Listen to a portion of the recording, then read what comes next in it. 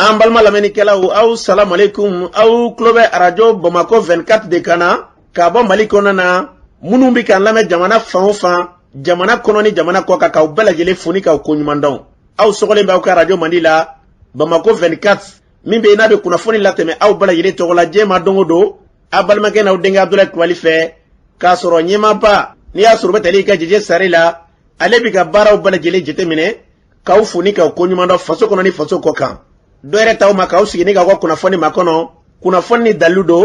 tiɲɛ ni Ala ye siran ye kan kunnafoni gɛrɛgɛrɛ anw sigilen filɛ kɛnɛ kan. O de kan ka bɛn bi kunnafoni la sotuma bi ye tarata ye tarata min na bɛnnen bɛ natarasan kalo 6 na juin kalo do bi y'o tile 21 ka bɛn 2022 san ma farafin kalo min bɛ n'o ye furanjɛla kalo ye an b'a la k'a fɔ bi y'o tile 22 ye jate la san kalo 11 na don hijira san 1443 san do de bɛ kɛ Ala ka ɲɛ ka d'an ma.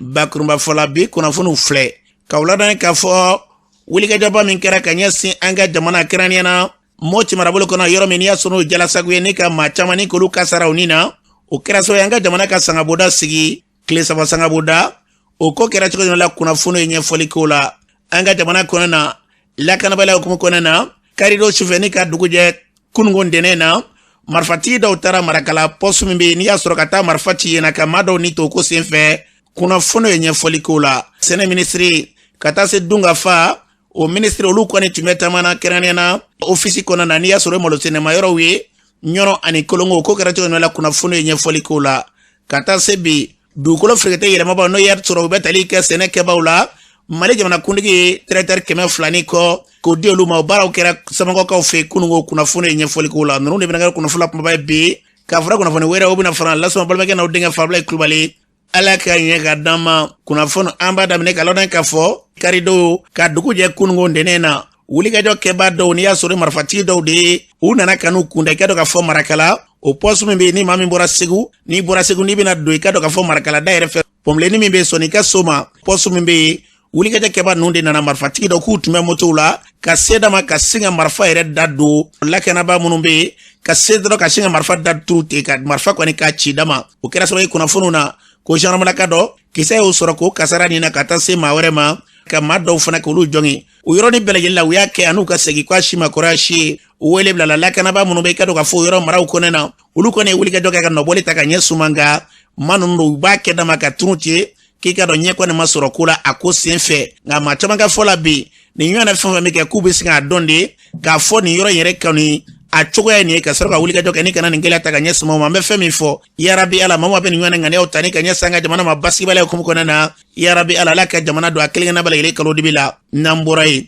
an b'a lɔn k'a fɔ min y'an ka minisiri min n'o ɲɛsinnen bɛ sɛnɛko ma ale tun talen bɛ ka dɔn k'a fɔ dɔgɔfurancɛ in kɔnɔ na ka daminɛ juma na ka na sibiri la a ye taama dɔw kɛ o taama o kɛra ka dɔn k'a fɔ ka taa malo sɛnɛma yɔrɔ la kɛrɛnkɛrɛnnen na ɲɔnɔ marabolo kɔnɔ na ani ka dɔn k'a fɔ Masina marabolo taama ninnu kɛra o kɔnɔ na min ye minisiri ye n'i y'a sɔrɔ Modibo Keyita ye taama in senfɛ u taara i ka dɔn ka foro kura dɔw bɛ yen n'i y'a sɔrɔ n'o baaraw kan ka bila sen kan u taara u ɲɛ da olu kan Mbɛwani fo ale wo kɔnɔna dɔw la o kɔfɛ ka tila ka taa Kolongo min ka dɔn ka fɔ foro kura wɛrɛ dɔw bɛ yen baaraw bɛ sen na ka t'u ɲɛ da olu kan o senfɛ minisiri da sira ma k'a fɔ ni Ala sɔnna ma fɛɛrɛ fɛn fɛn bɛ n'u kan ka kɛ ɲɛta ye ka ɲɛsin cikɛlaw ma k'o baaraw bɛ sen kan u fɛ a y'a yira k'a fɔ ni Ala sɔnna ma jamana kɔni kelen bɛ ka wulikajɔ bɛɛ lajɛlen kɔni boloda cikɛlaw bɛ se ka lafiya sɔrɔ cogo min na minisiri da ma dogo la ani minisiri wɛrɛ tun bɛ ɲɔgɔn fɛ n'i y'a sɔrɔ o ye minisiri min n'o ka baara ɲɛsin bɛ Dungafa bunadamaden yɛrɛ lasabatili a n'o tun bɛ ɲɔgɔn fɛ nka cikɛlaw ka kuma la u y'a yira minisiri la k'a fɔ tiɲɛ na ka kan waati sera yɛrɛ n'a ti ɲini ka tɛmɛ ko nka angɛrɛ ko kuma de bɛ ka fɔ angɛrɛ tigɛ ye olu kɔni kamana gannen bɛ bi n'angɛrɛ ma na e ka dɔn ani lakanabaliya min bɛ olu ka cikɛlaw k'i ka dɔn ko ɲinɛsan kɔnɔna k'a bɛ kɛ gɛlɛyaba ye dɛ minisiri ka fɛɛrɛ bɛ tigɛ hali bi dɔ bɛ ka kɛ dɛ u ka dɔ fara kɛtaw de ka sango basigi lafiya u bɛ se ka na cogo min na olu bɛ se ka sɛnɛ kɛ angɛrɛ sɛnɛ mafɛnw ka sɔrɔ n'o kɛra waati min na jamana mɔgɔ bɛ ka dɔn ka fɔ Dungafa min na ni Ala sɔnna ma ko cikɛlaw labɛnnen b'o fɛ an bɛ dugawu kɛ a bɛ ka fɔ cogo min na jamana in basigi na lafiya Dungafa la sabatili yarabi Ala k'o sabati n'an bɔra yen an b'a lɔn k'a fɔ lakanabaliya hukumu kɔnɔ na Bangas marabolo ka taa se Banɲagara marabolo ma dɔgɔfurancɛ in kɔnɔ na gɛlɛyaba kɔni e ka dɔn o yɔrɔ ninnu sɔrɔ o senfɛ maa caman bɛ yen minnu bɛ ka dɔn fɔ bi e ka dɔn dusuma kasa yira kosɛbɛ kosɛbɛ Moti marabolo kɔnɔ ni mara ninnu kɔnɔ na kunnafoni kun dira k'a fɔ ko maa 100 ni maa 20 ni kɔ an b'a lɔn k'a fɔ kunungo faso gouvernement n'i y'a sɔrɔ i ka dɔn k'a fɔ olu ye laseli kɛ k'a yira k'a fɔ maa 100 ni maa 30 ani maa 2 bɔɲɔngo o bɛɛ lajɛlen senfɛ kunafoni wɛrɛw be ka dɔ ka fɔ ka cari nga ma wasa dɔ faso ye min di n'o tɛ dɔw ka jate la ko i ka dɔ ko dɔɔni damadi b'a jɛ maa 100 la nga faso gouvernement ye olu ye jate min di an bɛ sɔnni sigi o jate kan o ye 130 ko ye nin fɛn o fɛn a bɛɛ lajɛlen de ye gɛlɛya ka ɲɛsin an ka jamana ma yarabi gɛlɛya in ala k'a ban ka bɔ an ka jamana kɔnɔ na nin baara minnu kɛra yaasa ka nin pɛrɛtigɛ d'an ma kunungo an ka fagaw ma ye olu sera kɛnɛ kan min ka dɔ k'a fɔ Mamadu ka taa se Ibrahima olu b'u hakili di an k'u lamɛn. maa 126 ko de banna o taara ni minnu ye o taala minnu tunna o taala ka fɔ ko siri ko nin don o fana ye provisoire de mobilo jenna bitigiw jenna sow jenna o kɔfɛ 4 heures du matin bis sɔgɔma u nana an ka dugu dɔ 17 km de Bangara maajugu nana o ni an ka doso karila ɲɔgɔn kan doso fan fɛ mɔgɔ 1 banna mɔgɔ 7 joguna jadisu fana fɛ mɔgɔ banna an bɛ yɔrɔ min na bi semaine min filɛ anw kɔrɔ yan attaque min kɛra Bangara yɛrɛ mara kɔnɔ a bɛ attaque 10 bɔ n bɛna min fɔ ka bɔ Sevare ka se Bangara attaque min kɛra a kɔnɔna na a bɛ attaque 5 bɔ o ye Bangara ni Sevare cɛ ye nin semaine kɔnɔ ha mɔgɔ min sara la o yɛrɛ bɛ mɔgɔ 100 bɔ mɔgɔ min tunna u ye min minɛ ka taa n'a ye paro ni sɔngɔ biya ani Sevare ni Bangara cɛ a bɛ mɔgɔ 100 bɔ bagan min taara a tɛ se k'a ɲɛfɔ anw yɛrɛ b'an yɛrɛ ɲininka o Bangara mara kɔnɔ yala sɔrɔsiw bɛ yen wa Bangara mara kɔnɔ armée tigɛ a bɛ ka descend en puissance mɔgɔ bɛ kuma dɔ fɔ Bamakɔ a bɛ komi u bɛ Mali la wa a bɛ komi u tɛ Mali la wa ne yɛrɛ t'a dɔn yan centre kɔnɔ yan walahi min bɛ yen sɛnɛ kɔni tɛ fɔ bagan mara tɛ fɔ commerce tɛ fɔ aller retour circulation tɛ fɔ an bɛ ka sa comme de la paix n'an bɛɛ ye kelen an ka baara kɛ ɲɔgɔn fɛ pour que Mali ka lafiya an ka sɔrɔsiw ninnu min fagara Bangara mara kɔnɔ a bɛ mɔgɔ 100 bɔ an bɛ min nɔfɛ an ka tɛgɛ di ɲɔgɔn ma an bɛ baara kɛ an b'a lɔn k'a fɔ ni tun ye Sagara dozo ka bolo ka taa se maa ɲɛma minnu bɛ mara kɔnɔ na olu ka kuma lase tun ye nin dɔ yɛrɛ tɛ dɛ bi fɛn fɛn kɛra ka fɔ basigi lafiya ye ko fulu ni kɛra ka fɔ lakanabaa k'u tɛgɛ di ɲɔgɔn ma de ko gɛlɛya bɛ ka maaw sɔrɔ kɔfɛ sɔrɔsilakaw yɛrɛ k'u yɛrɛ caman far'u la ka sɔrɔ kɛ lakana ye ka ɲɛsin jamana ma ko a n'u bɛɛ lajɛlen ta kun ye kelen n'u tɛgɛ di ɲɔgɔn ma k'a dɔ bɛ dɔ la ko basigi bɛ sabati an bɛ dugawu kɛ ala kɛ jamana kolosuma nin hukumu kelen kɔnɔ na min ka dɔ ka fɔ filani ye ale yɛrɛ b'a hakili de nin ko in sen fɛ an ka lamɛn min kɛra Banyagara mara la a ma dogo maliden sɛbɛ si la kɛrɛnkɛrɛnnenya Bankas cercle kɔnɔ arrondissement wele ko Jalasagu ye commune 5 de a ta kɔfɛ hali bi n'a ka bi maa hakɛ min sara ni ala yɛrɛ tɛ mɔgɔ t'a da dɔn ni ala yɛrɛ tɛ a bɛ ka bilan fɛn fɛn mɛn Jalasagu ko in na o ye n bɛ se k'a fɔ o ye min ye min ye ani min ye min mɛn de sinon réellement bilan ye min ye ni ala yɛrɛ tɛ mɔgɔ t'a da dɔn an bɛ dugawu de kɛ ala ka hinɛ u la k'u da yɔrɔ nɛɛmaya o tɛmɛnen i bɛ k'a y'an tɔgɔ da kɛrɛnkɛrɛnnenya la an minnu bɛ bɔ centre la surtout pays dɔgɔn sigibaw i bɛ k'a y'an tɔgɔ da ko se t'anw ko ni se t'aw ye a b'aw débrouiller aw yɛrɛ ye o kɔnɔna la an ka dosow an ka densɛbɛw wulila k'u jɔ k'u yɛrɛ kɛ dosow ye ka berew ɲini k'u jɔ walasa faso in kana bin i bɛ k'a ta ni bi cɛ minnu bɛ fanga la olu nana an tɔgɔ da ko jigintanw se t'aw ye wa jigi yɛrɛ t'aw bolo fana sinon e bɛ se k'a faamuya cogo di politiciens bɛ wari de bɔ ka na fanga la politiciens bɛ jama de san ka na fanga la politiciens bɛ politique de kɛ ka na fanga la mais n'u nana fanga la cogo min na bɛɛ lajɛlen y'a ye ko i bɛ k'a dɛsɛra ka Mali lakana ko i bɛ k'a dɛsɛra ka Mali lakana o ka sabu kɛra i bɛ k'a ka waati de la kolonkaw kɛra i bɛ k'a ka waati de la a ka ca an se k'a bɛɛ fɔ maliyɛnw wulila ko n'an ma wuli k'an jɔ ko i bɛ k'a ka san 3 mana ban k'an to nin cogoya la ko Mali centre bɛɛ bɛ bin ka ban o de la ne bolo sɔrɔsiw nana fanga la sɔrɔsiw nana ni fanga la ni bi cɛ an bɛ ka min ye ani an bɛ ka min mɛn a bɛ i n'a fɔ jɛgɛjala ani baji ka d'a kan ni sɔrɔsi kelen ninnu tile de la an ye Farabugu tɔgɔ mɛn an minnu ma deli ka se ɲɔnɔ ninnu sɔrɔsi kelen ninnu tile de la an ye Dinanguru tɔgɔ mɛn kalo joli mɔgɔ tɛ don mɔgɔ tɛ bɔ o bɛɛ n'a ta an bɛ min mɛn télé ni arajo la o de ye armée monte en puissance Russie bɛ yan Wagner bɛ yan Faransi de y'an ka problème ye ONU de y'an ka problème ye hey maliyɛnw ala tɛ ji don nɔnɔ na koyi fanga mangara kan o de bɛ Bamakɔkaw da fanga mangara kan o de bɛ Bamakɔ vidéomaniw da maa minnu ma deli ka se Moti minnu tɛ Moti sira yɛrɛ dɔn minnu tɛ Mali centre yɛrɛ dɔn olu de b'u sigi diɲɛ don o don armée monte en puissance u ye jadisiw faga tan u y'a kɛ tan an ɲɛ tɛ foyi la an ɲɛ tɛ foyi la ka d'a kan dugu kun tɛ yen ko min wulila ka sababuya kɛ jadisiw ni terrorisiw ye ko dugu filɛ ka segin ka na k'i sigi an ka yɔrɔ bɛɛ mɔgɔ si tɛ se k'a dugu yir'i la walahi k'a fɔ ko ni dugu in kɔni terrorisiw de y'a la wuli a dugu filɛ ka segin ka na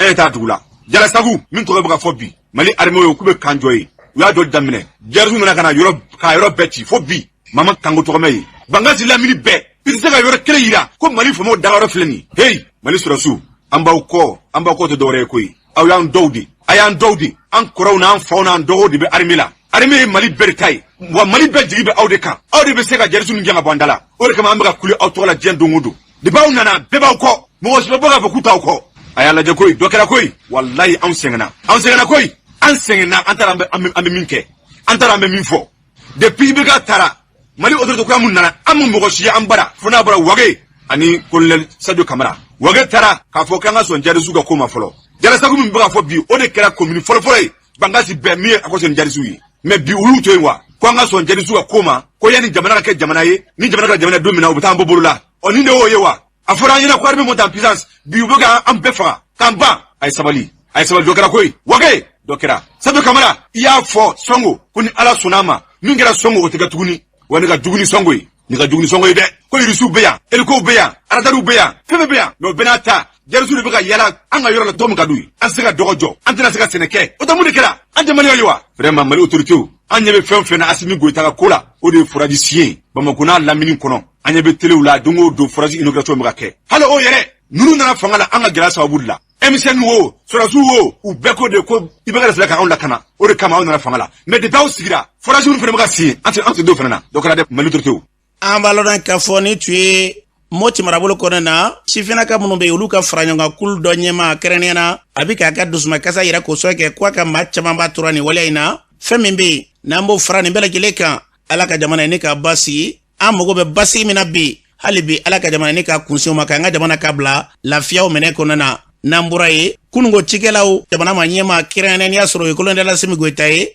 ale ka dɔn k'a fɔ traiteur minnu n'i y'a sɔrɔ cikɛ mansin o 200 bɔɲɔngo ani kɔ k'o ta k'o tile di cikɛlaw ma o senfɛ jamanatigi to ka tasibila kɛ ka ɲɛsin nin waleya min kɛra ma colonel Asimi Goyita ye kuma min fɔ cikɛlaw ye an'o kɔfɛ baara min kɛra ka tasibila kɛ an ka lamɛn sɛnɛ jɔyɔrɔ ka bon Mali nafa sɔrɔ sira la o hukumu na gouvernement y'a lajɛ ka sɛnɛkɛlaw dɛmɛ ni ni machine dili ye ni y'a jateminɛ ni machine sɔngɔ ta ni y'a tila fila ye a tilancɛ gouvernement b'o sara a tɔ a bɛ di minnu ma olu yɛrɛ k'o sara o bɛɛ de b'a to an b'an jija mun b'a to an ka dun ka fa o bɛ sabati cogo min na ni y'a tuma min na gɛlɛya bɛ na Mali kɔnɔ dumuni ko la bi min na o man ka kɛ cogo si la n'i y'a lajɛ san tɛmɛnen la Mali ye tonne 9 de sɔrɔ Mali ka dunta yɛrɛ san kɔnɔ o tɛ tɛmɛ tonne 4 kan donc n'i y'a jateminɛ a tɔ tɛ tonne 5 ye donc o kan ka to an kan ka se ka an bɛ minnu bila ka bɔ kɛnɛma ka minnu feere k'o b'o la ani an bɛ minnu fana bila kɛrɛfɛ mun b'a to ni gɛlɛya nana an bɛ se ka an ka jamanadenw dɛmɛ cogo min na o de y'a to don nataw la an bɛna fɔ gouvernement ɲɛna u ka fɛɛrɛ kura tigɛ vraiment b'a to a mana kɛ cogo o cogo an bɛ sɛnɛ mun kɛ an ka dunta ka bɔ a la an bɛ mun den kɛrɛfɛ o ka bɔ a la ani an bɛ mun fana feere o ka bɔ a la mun b'a to jamana tɛna don gɛlɛya wɛrɛ kɔnɔ bilen dumuni nasarako la an bɛ tasibila kɛ an ka mɔgɔ minnu ɲini bɔnɛna Jarasago commune na Bamukaci wale mɔgɔ fɛ ka ɲini Ala fɛ Ala k'u dayɔrɔ sumaya o ni ka sɔrɔ k'a fɔ maliyɛnw ɲɛna nin ko tɛna bila tan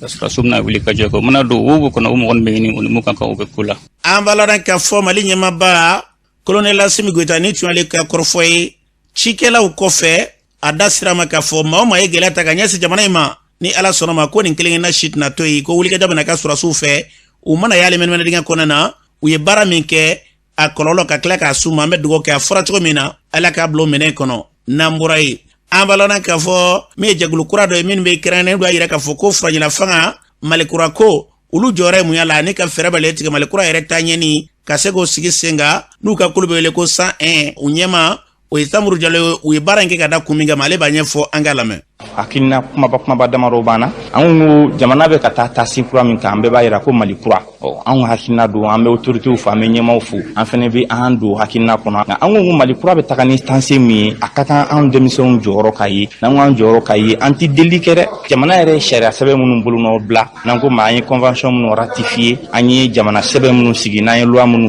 voté an ka jamana kɔnɔ u bi jɔyɔrɔ di an denmisɛnw yɛrɛ ma an ka baaraw kɔnɔna la bɛrɛbɛrɛtɔ minnu bɛ yen n'an ko ma parti politique n'u ka charte bɛ yen nɔ min bɛ parti politique yɛrɛ ka baara taabolo ɲɛfɔ o b'a yira k'a fɔ n'i bɛ baara kɛ parti politique hukumu kɔnɔna la jɔsenw b'i la taabolow b'i la mais hukumu kɔnɔna la an b'a ye fili caman majɛ caman b'u ka baaraw la an ko yɛlɛma kan ka se ka don olu ka charte la an b'a ye jamana bɛ kala fili ni sɛbɛn min n'an ko ma ko loi électorale a baaraw bɛ sen na nin wagati in na an ka bulonba kɔnɔ n'o ye CNT ye an ko hakilina kɔnɔna la n'a ma ya k'a fɔ k'a baaraw bɛ dankɛnɛmaya denmisɛnw kan k'u sen don a baara kelen kelen bɛɛ la an ka manifeste kɔnɔna la an ye kibaruya di kɛ k'a fɔ fɛn ka sigi min b'a yira k'a fɔ baara fɛn bɛ kɛ jamana kɔnɔ don nataw la parce que an bɛ ka taa Mali kura baara de kan a tɛ fɔ an denmisɛnw ye ko a ye taa kalan kɛ a ka n'aw sigi aw ka sini kɔnɔ a ka don min na se non parce que jamana bɛ taale sira min kan n'an y'a to ko fɔ an k'an da don a la sini n'an ma ɲuman kɛ bi est ce que an bɛ sini sɔrɔ wa an ko non an tɛ sini ɲuman sɔrɔ mais hukumu kɔnɔna la an ka se k'an jija baara fɛn bɛ kɛ bi jamana mara hukumu kɔnɔna la an denmisɛnw ka se k'an sen don a la.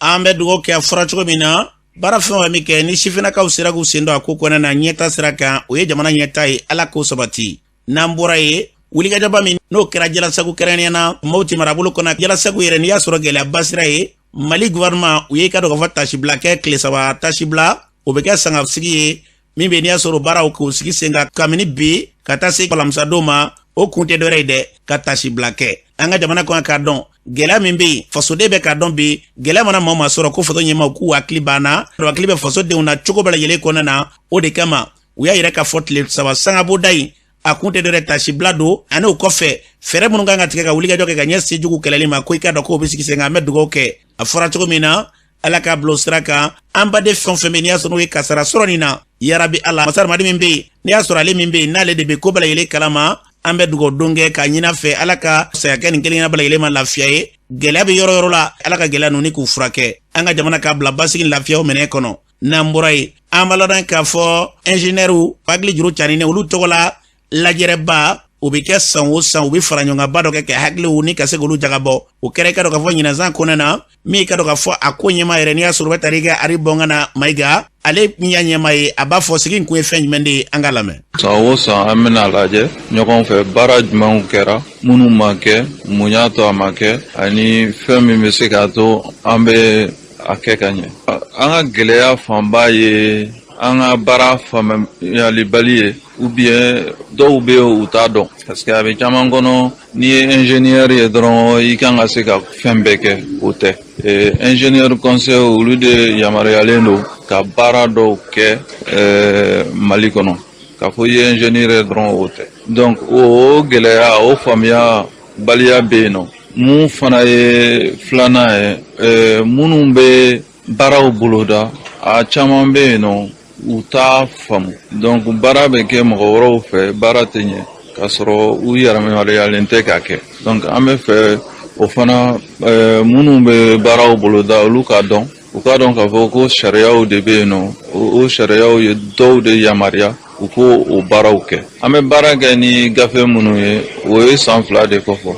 an b'a lɔn k'a fɔ ari bɔngana Mayiga ni tun ale kan ye ale min ye kulu ɲɛma ye kɛnɛ in kan u tun kɛlen bɛ ka wele bila ministre min bɛ an ka jamana kɔnɔ n'u ka baara ɲɛsinnen bɛ sirabakow ta ni kɛ segu ma n'i y'a sɔrɔ u bɛ tali kɛ danbelakaw furumuso Madina Sisoko ale tun bɛ kɛnɛ kan ministre ye kuma min fɔ o filɛ. N'i ye sow jateminɛ n'i ye sirabaw jateminɛ a tɛ kɛ ni kunkolola jatew ma k'a la o kunkolola jate ninnu bɛ kɛ hukumu min kɔnɔna na a tɛ kɛ n'u yɛrɛ bɛɛ ma ɲɔgɔn sɔrɔ yan Mali fantan 4 minnu yɔrɔ la ye u bɛɛ bɛna ka na ni sigi ka fɔ in kɛ san 2022 in min b'an kunna ale kow ma bɛn ni sababa ye ten parce que gɛlɛya min donnen don Mali kɔnɔ n'i ye a jateminɛ an ka sous région n'a bɛ fɔ ko CEDEAO o ye banbaliya min ta k'o ɲɛsin Mali ma ani diɲɛ kɔnɔ Ukraine ni kɛlɛ donc o ye gɛlɛya dɔw d'u ka baara kɔnɔ u bɛna sigi ka fɔ kɛ u kun ye min boloda sango ɲanguma tɛmɛnen ɲina a ko sera ka kɛ a ma se ka kɛ u kan ka segin a kan k'a bɛɛ walasa gɛlɛya kɔnɔna na min bɛ se ka kɛ k'o ɲɛ k'a sɔrɔ an bɛ secteur min kɔnɔ o secteur baaraw ma se ka jɛngɛ donc u ye laɲini dɔw sabati an fɛ an y'olu mɛn ne yɛrɛ bɛ se ɲɛmaaw ma an b'olu ɲɛf'u ɲɛna an bɛ se k'u kɔrɔma don cogo min na walasa baaraw bɛ kɛ ka ɲɛ. ni tun ye ministre danbelelakaw furumuso Madina Sisoko ni tun ale kan kɛnɛ kan fɔra cogo min na wulikajɔ min bɛ sen na n'i y'a bɛɛ fara ɲɔgɔn faso ka ɲɛta yarabi ala k'a bila o sira kan jamana in ka se k'a bila kolosuma basigi o minɛ kɔnɔ n'an bɔra yen an b'a lɔn k'a fɔ kulu bɛ wele ko SENOPEM kɛrɛnkɛrɛnnen i ka dɔn k'a fɔ bololabaarakɛlaw olu ka fara ɲɔgɔn kan kulu dɔw olu ye i ka dɔn k'a fɔ u tɔgɔla lajɛrɛba o kɛnɛ sigira ka maa caman min tun bɛ kɛnɛ kan olu kan ka mun kɛ bi Mali ko yɛrɛ la fɛɛrɛ jumɛn de kan ka tigɛ an b'a lɔn k'a fɔ lajɛrɛ in senfɛ min ka dɔn k'a fɔ kulu ɲɛmaa ye Abdramane Sall ale yɛrɛ b'a hakilila di ko in kan an ka lamɛn. Don dɔ de bɛ yen an bɛ o don sugandi walasa an ka se ka jamana kunkan ko dɔw bɛ yen an bɛ discuter olu kan an b'a lajɛ fɛn mun ka ɲi ani fɛn mun man ɲi ani fɛn mun kan ka dilan a kow la bon an ka bi journée consacrelen bɛ o de la parce que refondation ye ko dɔ ye o ye jamana taabolo kura minnu kan ka k'a la anw dun fana filɛ nin fɛɛrɛ caman b'an kɔnɔ ani ŋaniya ɲuman caman b'an na ni jamana marabagaw n'u y'an lamɛn an bɛ se k'u bila sirako caman na o de la an ye ministre de la refondation wele pour que an n'a ka ɲɔgɔn faamuya a ka bɔ an kalama an ka baara ye mun ye ani an bɛ se ka jamana yɛrɛ bilasira hukumu mun kɔnɔna la. An balodan k'a fɔ ministre bɛ ka baara ɲɛsinnen bɛ faso yɛlɛmani donni na Mali kurako koɲɛw kan n'i y'a sɔrɔ bɛ tali kɛ Ibrahima Ikasa Mayiga tun bɛ kɛnɛ kan ale yɛrɛ min fɔ bololabaarakɛla ninnu ka nin kɛnɛ in kan an ka lamɛn. Jɔyɔrɔba de bɛ u la u ka sigikafɔ min bɛ kɛ an tɛ se ka bila o kɔfɛ fo an ka kɛ a yɔrɔ la ka tasibila kɛ ka t'u ye parce que u y'u jɔyɔrɔ fa Assise nationale de la refondation u niyɔrɔba de bɛ Mali kura jɔli fana na donc il faut ko o prépare la ka n'a tigɛ k'a fɔ ko transition fanga a jigi bi u kan k'a fɔ ko u bɛ hakilina minnu tara Assise la a labaarali u bɛ ye a kɔnɔ u b'u jɔyɔrɔ fa donc pour que an ka se ka Mali kura jɔ ɲɔgɔn fɛ. An balodan k'a fɔ ni tun ye ministre ka ɲɛ ya fɔra cogo min na fɛn fɛn ka dɔn k'a fɔ basi lafiya ye jamana in kɔnɔ na Mali kurako kuma min bɛ sen na yarabiya la an ka faso k'a bila basi lafiya o minɛ kɔnɔ na n'an bɔra ye. An balodan k'a fɔ min ye wulikajɔba ye n'i y'a sɔrɔ n'o ye dɛmɛɲɔgɔnya ye ka ɲɛsin an ka jamana kɛnɛya kɛrɛnkɛrɛnnen na ninakili degun bana ka se ka fura sɔrɔ o la o ye ka dɔn k'a fɔ dɛmɛɲɔgɔnya ye an ka jamana ni ka dɔn k'a fɔ dɛmɛɲɔgɔn jamana kɛrɛnkɛrɛnnen Aliban jamana fɛɛrɛ bɛ se ka tigɛ cogo min na ninakili degun bana ka se ka fura sɔrɔ o la sango sifinnakaw n'i ye jeli denmisɛnnakaw a gɛlɛya faba bɛ ɲɛsin olu ma ka se ka fura sɔrɔ o la o baara min n'i y'a sɔrɔ o kɛra dɛmɛɲɔgɔnya ye an ka ministre so an bɛ n'u ka baara ɲɛsin bɛ kɛnɛyako ma k'olu ka cɛbɔ n'i y'a sɔrɔ bɛ tali kɛ Sori Keyita la dɛmɛɲɔgɔnya a ɲɛsinna Joyila mara ni marakala marabolo olu bɛɛ lajɛlen k'u ta sɔrɔ ka taa se Mali fan caman ma Sori Keyita b'a ɲɛfɔ an ye an ka lamɛn. Denmisɛnnin bana minnu bɛ ninakili degun yɛrɛ kofɔ o bɛ se ka furakɛ nɔgɔya la cogoya min na n'i dun ko k'o bana sɛgɛsɛgɛ k'a sidɔn fɛn dɔw de bɛ fɔ k'olu bila dɔgɔtɔrɔsow kɔnɔ n'an b'a fɔ ma oxymètre de pouls donc an ye nana ni oxymètre de pouls de ye ministère de la santé ka yamaruya kɔnɔna la k'o bila Joyila mara dɔgɔtɔrɔso ani Marakala mara dɔgɔtɔrɔso ka dɔgɔtɔrɔw kalan a baara kɛcogo la walasa u bɛ se ka dɛmɛ don u yɛrɛ ma ka se ka denmisɛnninw ka ninakili degun bana k'o dɔn cogoya min na a gɛlɛmanw ka se k'olu bila ka taga ɲɛfɛ minnu mago bɛ fiɲɛ la a nɔgɔmanw ka se k'o furakɛ u yɛrɛ fɛ dɔgɔtɔrɔso la donc o de y'a to an ye journalistes wele bi ka o kunnafoniya du u ma baara in bɛ ka kɛ cogoya min na o sigida fila in na Joyila ni Marakala depuis baara in daminɛna nafa yera la ka taa dɔgɔtɔrɔlakaw fɛ yen nɔ i b'a dɔn bi Marakala ONG Terre des Hommes bɛ yen nɔ o bɛ ka Marakala mara dɔgɔtɔrɔsow dɛmɛ denmisɛnninw ka bana bɛ se ka sɛgɛsɛgɛ cogoya min na u yɛrɛ ta nana ni ayiwa machine ye n'an b'a fɔ o ma ko tablette dɔgɔtɔrɔw bɛ tablette de ta ka denmisɛnnin bana sɛgɛsɛgɛ n'o ye donc oxymètre de pouls donni o fana la Joyila mara fana la oxymètre pouls donnen dɔgɔtɔrɔ minnu bɛ baara la u y'a yira an na nin san kɔnɔ depuis machine ni nanu ka dɔgɔtɔrɔso la a kɛra sababu ye olu ka se ka fiɲɛ bana gɛlɛman ye ka se k'a dɔn joona la ka sababu kɛ ni minɛn ye et puis ka se ka denmisɛnnin ninnu bila ka taa minnu mago bɛ oxygène na joona sinon yanni minɛn in kun ka na u kun y'a fɔ ko denmisɛnnin bana a kun bɛ kɛ sababu ye ka ayiwa degun don olu yɛrɛ ma wagati dɔw la fo denmisɛnnin dɔw ni bɛ to a la mais depuis minɛn in bilalen olu yɛrɛ ka ayiwa faamuyali la minɛn in kɛra sababu ye ka denmisɛnnin ayiwa saya dɔgɔya olu yɛrɛ fɛ yen nɔ weleweleli min b'an bolo o de ye k'a fɔ minɛn bilalen filɛ nin ye sisan nɔ bɛɛ y'a nafa ye bɛɛ y'a dɔn k'a fɔ k'a ka ɲi donc an bɛ weleli de kɛ dɛmɛbagajɛkuluw ma minnu bɛ se ka na ka ministère de la santé dɛmɛ walasa Mali dɔgɔtɔrɔso bɛɛ bɛ se ka minɛn in sɔrɔ cogoya min na ka dɔgɔtɔrɔw former mun bɛ se ka kɛ sababu ye ka ayiwa ninakili degun bana o nɔgɔya. An bɛ dugawu kɛ Sori Keyita u y'a fɔ cogo min na kɛrɛnkɛrɛnnenya na dɛmɛɲɔgɔnya fɛn fɛn min n'i y'a sɔrɔ o ɲɛ bɛ se an ka jamana ka ɲɛta ma Ala k'o dɛmɛɲɔgɔn ni k'olu caya basigi lafiya faso kɔnɔna na ka se k'o lasabati kɛnɛya k'u ka fɛn min n'a bɛ jida an ka jamana kɔnɔna na n'an bɔra ye an b'a lɔn k'a fɔ ɲinɛ hiji ko kɔrɔfɔw cayara dɔw yɛrɛ kun fɛ k'a tɛna kɛ nka i ka dɔn k'a fɔ a baaraw sigira sen kan nka o n'a ta balalen kɔnɔna na gɛlɛya caman yera kɔnɔna na o de kɛra sababu ye maa ta hakɛ gɛlɛya donn'o la faso yɛrɛ o bɛ min di n'i y'a sɔrɔ o ye kota ye o hakɛ i ka dɔn k'a caman bɛ gɛlɛya donna na maa minnu n'i y'a sɔrɔ olu ye kɛnyɛrɛye baarakɛlaw ye olu kɔni i ka dɔn k'a fɔ hakilila dɔw de n'o ye agence privée dɔw ye olu dɔw b'u hakilila de gɛlɛya minnu yer'u la an ka dɔw lamɛn. Gɛlɛya yɔrɔ ye kota min dira kota ka dɔgɔ mɔgɔ dɔw tora olu ma se ka taa kota dɛsɛlen i ka kiliyanw dɔw bɛ an y'a ta mɔgɔ minnu nana ɲɔgɔn fɛ mɔgɔ minnu kɔnna ɲɔgɔn ye an y'a ta o mesure di sa bon tuuru sera dɔw ma k'a sɔrɔ hali i si bɛ se ka taa mais kota tɛ i ka se ka taa o gɛlɛya yɔrɔ b'an kan mais alhamdulilahi n'o tɛmɛna ka bɔ yen Maka so problème tɛ an bolo a la Madina ka so problème tɛ an ka visa bɛɛ bɔra fana an b'a fɔ alhamdulilahi. an bɛ yɔrɔ min na bi an bɛ se ka fɔ k'an ka labɛnw bɛɛ sabatilen don visaw bɔla commencera ka bɔ sow talen don bon avion fana réservelen don donc o de ye labɛnw ye a bɛɛ réservelen don sisan an bɛ k'an ka taa don waati de kɔnɔ hakɛ min dira an ma o de ka dɔgɔ kɛmɛ sarada u ye 55 de tigɛ ka bɔ diɲɛ bɛɛ ka kota la Mali kelen ka kota fɛ bon n'a fɔra ko an bɛ kabiri 2020 a fɔra ko hiji tɛ kɛ an bɛ tɔgɔ sɛbɛn na donc o gɛlɛya de bɛ yen mɔgɔw bɛ yen u perelen don ka taa u y'u ka wariw sara place tɛ ka taa n'u ye. hiji ye san 2 kɛ a baara ma kɛ donc sabanan yɛrɛ balila an na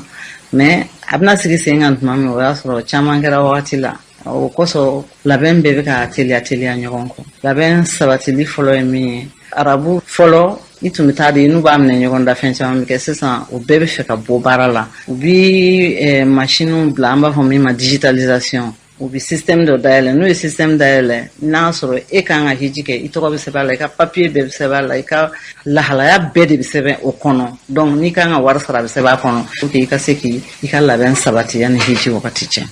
donc n'a bɛ kɛ a kɔrɔlen ma sisan i b'a sɔrɔ agence bɛɛ taara a kaban. hiji baara caman bilala retard la an bɛ don min kɔnɔ na bi alhamdulillah an bɛ se k'a fɔ baara tun gɛlɛla dɔgɔkun 2 minnu tɛmɛna mais bi alhamdulillah an bɛ se k'a fɔ an nɔgɔyara dɔɔni maa minnu kan ka taa u dɔnna wa tagali kan ka kɛ don minnu fana na alhamdulillah u dɔnna an b'a jigi k'a fɔ waati nataw la inshallah an bɛ bɛɛ lajɛlen wele ka u ka taga don fɔ. an bɛ se k'a fɔ alhamdulillah hiji baara labɛnw bɛ ka taa nɔgɔya bolo ma sisan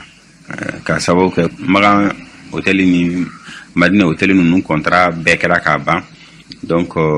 an bɛna taa baara minnu kɛ autorité saoudienne kan ka baara minnu fana kɛ n'o ye hijidenw ka Mina ni Arafa ni Muzdalifa ye an'u ka transport Magan ni Madina wari minnu kan ka sara o la ani hôteliw o wariw bɛɛ sarala k'a ban n bɛ hakɛ min na sisan o de ye ka visa sigi hijidenw ka passeport kan an b'a jigin o tɛna kɛ fɛn min bɛ mɛn sen na kosɛbɛ. an bɛ a phase labanw yɛrɛ de la puisque baara caman kɛra yan'an ka se yan nɔ donc min ye kota tilan ni fɛnw ye olu bɛɛ ɲɛnabɔra o contratw kɛra donc waatiw yɛrɛ fana déjà olu précisera k'a fɔ tagaliw bɛ daminɛ mais ala ye lundi yira an na le 20 n'ala sɔnna ma min ye passeport ko kɔni ni fɛnw ye olu labɛnw bɛɛ fana donc an bɛ visa bɔliw de ma kɔnɔ na. an b'a dɔn k'a fɔ ni tun ye agence privée maa dɔw ni tun y'olu kan ye u y'a fɔ cogo min na kununko ka ban hijiden dɔw kunfɔlɔ olu ye taali daminɛ ka ban o ni y'a baaraw ye sen kan fo ka taa se hiji yɛrɛ a baaraw kɛli ma i y'a se ka nin kunnafoni ninnu bɛɛ lajɛlen kuncɛ min ka dɔn k'a fɔ maison de haji o ɲɛma n'i y'a sɔrɔ tali kɛ Abdullah Fata Sise ale yɛrɛ b'a hakili di ko in ka baara in kɛra cogo jumɛn de la an ka yɛrɛ lamɛn. gɛlɛya caman de sɔrɔla ɲinan hiji in na kota min kun b'an bolo fɔlɔfɔlɔ o ye 13 ni 323 o dɔgɔyara ka kɛ 60 ani 32 voilà n'i y'a jateminɛ nin na hali tilancɛ yɛrɛ ma sɔrɔ ni ye gɛlɛyaba ye min y'an sɔrɔ a filanan o ye si hakɛ de kɛ ɲinan ta la o dun t'a la ka kɔrɔ voilà ko ma hijidenw si hakɛ tɛmɛna 65 ni kalo 6 kan o tɛna se ka taa ɲinan hiji la ani musaka fana n'aw y'a jateminɛ ɲinan hiji caman ba de farala kan mais an bɛ se k'a fɔ an bɛ labɛnniw minnu kɔnɔna bi alhamdulillah labɛnniw kɔni a bɛna fɔ ko vraiment labɛn ninnu bɛ kuncɛla bi bi na an tɛ retard ba la malgré que baaraw bɛɛ de kɛra retard la donc labɛnniw kɔni alhamdulillah an avancera la kosɛbɛ mais an ka partenaire privé fana dɔ bɛ yen olu de bɛ gɛlɛya la dɔɔni parce que u ka base de données hali sisan caman bɛ yen a ma se ka don u ka fɛn na mais o waati fana ma tɛmɛ voilà waati b'u bolo waati min tora a b'u permettre u ka se ka baara in kɛ ka ban n'u kɔni y'a teliya. an b'a dɔn k'a fɔ ni tun ye maison haji ɲɛmaaba kan ye a fɔra cogo min na yarabi ala gɛlɛya de nana ni nin bɛɛ lajɛlen ye o b'a yirila k'a fɔ ko yɔrɔ kelen tɛ wa tɛ fankelen fana fɛ gɛlɛya fɛn fɛn bɛ yen an bɛ deli k'o fɔ diɲɛ bɛɛ lajɛlen kɔnɔ na an b'a ɲini masa ramani fɛ ale min bɛ n'i y'a sɔrɔ ale nana n'a ye yarabi ala n'a y'an sɔrɔ ale mana fɛn fɛn kɛ o ka ɲi ka tila k'a deli yarabi ala an mago bɛ nɔgɔya min na yarabi ala k'o sabati diɲɛ bɛɛ lajɛlen kɔnɔ na hiji yarabi ala ka taa ni maaw ye minnu bɛ n'i y'a sɔrɔ olu gɛrɛsɛgɛ dɔnna na ala ka taa n'o ɲuman ye ka segin n'o ɲuman ye ka n'a ɲuman sɔrɔ jamana in kɔnɔ na san nataw kɔnɔ na a fura fɔ cogo min na gɛlɛya fɛn fɛn b'a la yarabi ala ka gɛlɛya bɛɛ lajɛlen kɔni ka se ka fura sɔrɔ a la n'an bɔra yen an b'a lɔn k'a fɔ an ka jamana kɔnɔ na wulikɛjɔba ji saniya bɛseya ka se ka dɔn k'a fɔ o ka fɛɛrɛba ye an ka jamana kɔnɔ na i ka dɔn k'a fɔ baaraw bɔra ka kɛ an ka jamana kɔnɔ na o baara kuncɛlen kɔfɛ dɔw bɔ a tila da ko senfɛ an ka dɔw lamɛn. jiko saniya ani bɛnsɛya gɛlɛyaba de b'a la an ka jamana kɔnɔna na nin tile fila in kɔnɔ an da sera fɛn caman ma min ye kabini ji min bɛ kɛ an ka kɔw kɔnɔna na kan ka lasago cogo jumɛn mɔgɔw kan ka baara kɛ cogo jumɛn na ka to ni ji ninnu u kana tiɲɛ parce que o ji kelen ninnu de b'a to an ka kɔlɔnw bɛ ji sɔrɔ minijiw bɛ se ka sɔrɔ ni ji kelen in fana de b'a to o dugumala la ji minnu kan ka sama ka miniji labɛn olu ka baara kɛ ni o ye donc an ye hakilijagabɔ kɛ nin bɛɛ de kan o fana kɔfɛ tuguni an kumana musakako kan an ka nin secteur in kɔnɔna na parce que n'i y'a jateminɛ kɛyɛrɛyew fana bɛ yen nɔ minnu bɛ baara kɛra an ka nin secteur in kɔnɔna na mais gɛlɛya caman de b'u kan an ye o gɛlɛyaw caman fana tɔmɔ olu nɔfɛ an bɛ masala n'u ye k'a lajɛ an bɛ se ka o dɛmɛ cogo jumɛn na dɔ ka bɔ o gɛlɛyaw la. hakilila ɲumanw dira yan nɔ kuma ɲumanw fɔra an y'a ye k'a fɔ ko minnu bɛ jamana dɛmɛ vraiment u bɛ fɛ ka jamana dɛmɛ an ka jiko la an ka sɛnɛyako la donc an y'a fɔ cogoya min na an bɛ se ka fɛɛrɛ jumɛn de tigɛ pour que ka se ka nafolo an mago bɛ nafolo min na ka se k'o mobiliser pour que jamana ka se an ka se ka infrastructure réaliser et ka ji sanuman di maliɲɛnw ma. ka mɔgɔw fara ɲɔgɔn kan mɔgɔ kuma da bɛ a fɛn saba ninnu kuma na farala ɲɔgɔn kan tile fila ka hakilijagabɔ kɛ an kan ka mun de kɛ walasa jamanaden hakili ye min ye jamanaden haju ye min ye o k'a sɔrɔ an y'o olu de fara ɲɔgɔn kan maintenant k'u kɛ recommandation ye kɛ ladilikanw ye an ye mɛn minnu bila an ka faamaw ka disposition na faama ninnu fana olu de kalikan ye ko fɔ jamanaden ka hɛrɛ sɔrɔ. an balɔn ka fɔ ni tiɲɛ ma dɔw kan ye kɛrɛnkɛrɛnnena jiko saniya bɛsɛya o latɔgɔtɔli o baara minnu tun bɛ sen an ka jamana kɔnɔ o kunjɛli senfɛ olu ka sira tun ye a fɔra cogo min na jamana in yarabi ala k'a basigi n'an bɔra yen